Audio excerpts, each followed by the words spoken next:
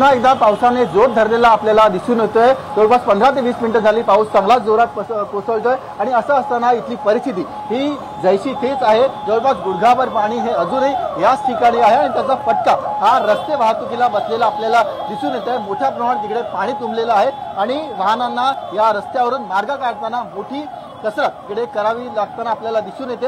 अनेक जी वाहनं आहेत ती अक्षरशः रस्त्याच्या डावीकडून उजवीकडून त्यांना चालावं लागतंय, कारण जी डावीकडची बाजू आहे ती सखल असते, तिकडे पाणी जास्त असतं आणि म्हणून आपण बघतोय की वाहनं कशा प्रकारे रस्त्याच्या उजवीकडून इकडून मार्ग काढतात। तर ज्या बाईक आहेत, दुचाकी स्वार आहेत, त्यांनी या पाण्यामध्ये आपली गाडी न टाकणं तिकडे पसंत केलेलं आहे। आपण बघतोय की जिकडे माटुंग्याचा ब्रिज संपतो तिकडनं अक्षरशः सगळ्या दुचाकी या युटर्न मारून पुन्हा एकदा ब्रिजवर जाताना आपल्याला दिसतात आणि त्यामुळे या संपूर्ण परिसरात मोठी वाहतूक कोंडी झालेली आहे।